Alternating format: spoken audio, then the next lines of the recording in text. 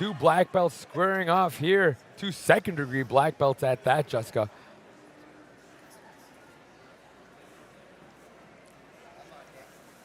Both pushing the collar tie. No sense of urgency just yet. I think they're going to maybe take their time for a minute or two and suss out the situation before they advance. You saw Howlett kind of go for a little snap down there, and Klassman barely moved. you can just tell. He's sturdy. Exactly. If you want to move him, it's going to take a little bit of energy. And again, like I mentioned, with all the competition experience of Blake Klassman, he doesn't mind kind of taking his time out there. He's not in any sort of rush. He knows his game plan. He knows who he is as a competitor. And correct me if I'm wrong, especially like at the lower levels, you're still trying to find yourself. And I think that can change the type of matchup that you get. So as white belt and blue belt, you're very much learning and growing. By the time you hit purple belt, you have established your game, you know your past, you know who you are, but you just don't have that experience, and that's what brown and black are for. So these guys have had years and years of competition and experience and training to really let them know who they are. They know what they want to do. They know how to get there.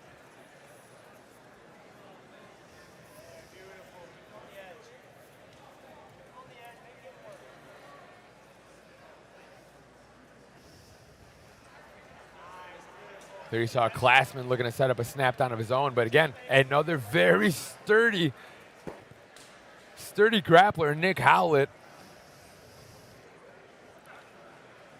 Nick Howlett coming to us out of Park City Jiu-Jitsu, training underneath handsome Mike Diaz.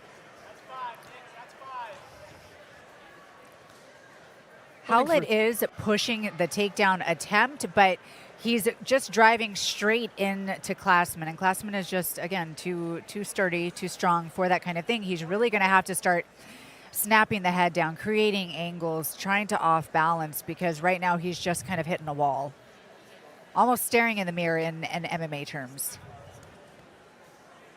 How about this? You're starting to see it on the forehead of Klassman, just how much pressure they're putting into each other.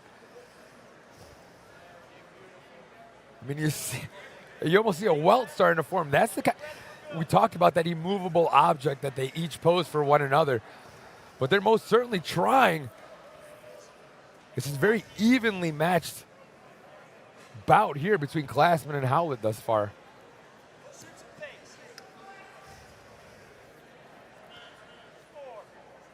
Klassman still just trying to gather data and see if he moves a certain way, if he attempts a certain thing. He wants to see how Howlett is going to respond, and both of them just really aren't giving each other much. With Howlett coming to us out of Park City, Utah, he's training in elevation. I personally don't have a ton of experience with that, Jessica, but I know that can speak volumes for your cardio. It can, and then vice versa. If somebody from sea level goes into altitude, it can completely zap you. But knowing that he is from elevation, I would like to see a little bit more risk-taking with the pace. Yeah, I think you were spot on when you said it just seems like he's still in that download phase. But Klassman, so experienced, he's not going to give you any tells. He just isn't. He's going to play his game and wait for the opportunities that either he wants or the opportunities that he creates.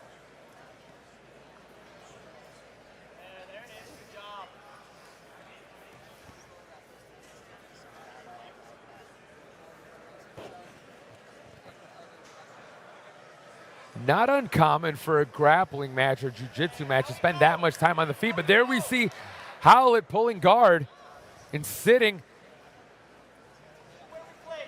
Looked like he was going to go maybe for a shin to shin. There he is now implementing a butterfly hook. And I mean, in regulation, this is where you're going to take that kind of risk. You know, you're not getting the reactions, you're not getting the success that you are looking for in the stand-up area. So he chose to sit, which again is it's a strategy. It's good, and there's really no risk as far as points go. With 2 minutes left in regulation, I think that's a great way to describe the situation. Take those chances now. get even more data, see what you're working with. So in the overtime round, you know what you can do. Some fantastic insight from 9-time UFC veteran and Lucas Leite black belt. First female black belt. First female Lucas Leite black belt. Thank you. Thank you. It's Jessica Penny.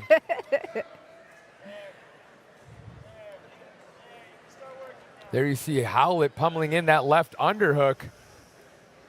Okay, so now if you're Howlett, you got a little something to work with. You got a butterfly, you got an underhook. But you've also got that immovable object we were talking about earlier, that is Blake Klassman.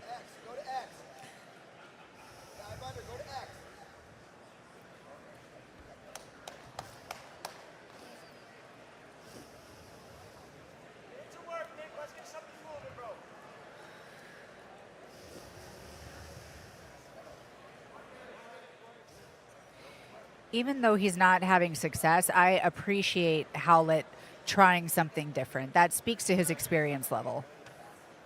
Something's not working, you're going to try something else. That wasn't working either, so now he's back to stand up.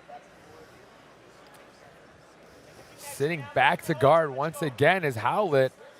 Beautiful attempt at a pass there. Stepping over was Klassman. I love that pass, but it is most certainly dicey when you're doing it against a black belt because you do put that leg in danger. Wise to it was Howlett.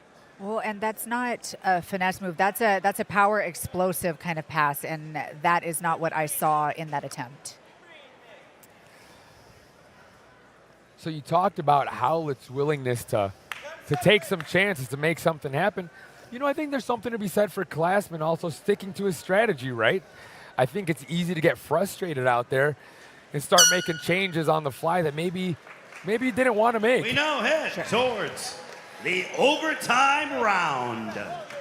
It'll be interesting to see the adjustments that they make based off of what they know now.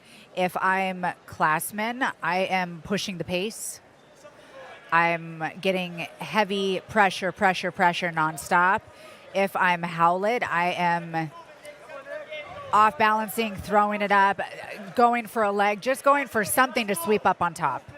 After winning the toss, Klassman elects to start the overtime inside the guard of Howlett, who does a great job of immediately getting his butterfly hooks in. And we saw it at the end of regulation, kind of like you said, Jessica. During that download phase, he did figure out, okay, I can work with some butterfly hooks on Klassman. You see him going to that well almost immediately in the overtime.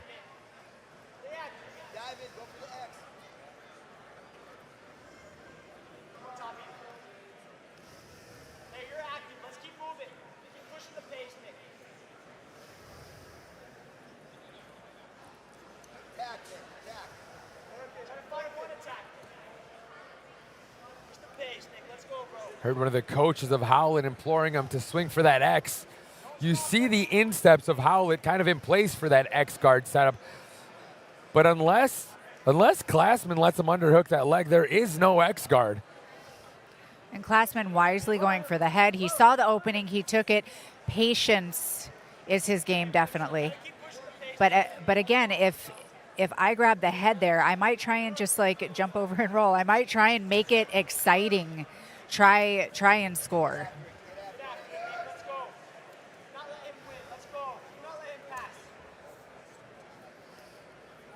With the pressure of Klassman, if he is able to secure a pass, that could mean a lot in this overtime as far as how the judges see this incredibly evenly matched bout thus far. I think you're spot on to say that the attempts at pushing the action are certainly commendable for Howlett, but outside of that, a lot of just jockeying for position, Jessica.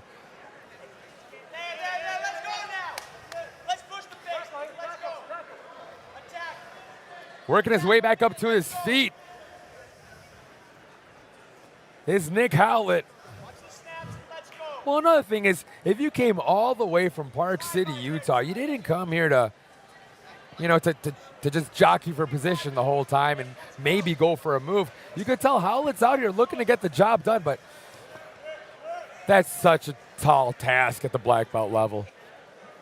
It is now with About a minute left. They're trying to, you can feel the intensity leveling up. They're revving into second and third gear, but it's almost a little bit too late.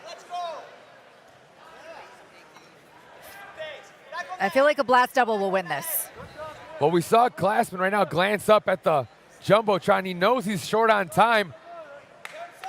These last 10 seconds could be pivotal for how this bout is seen by our judges.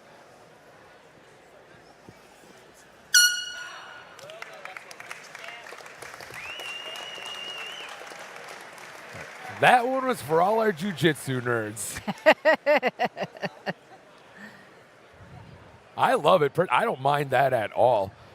Very tough matchup between two very highly skilled black belts.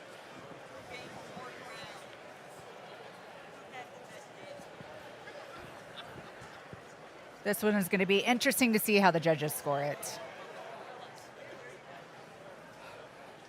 Grappling fans, your winner of this matchup by way of unanimous decision.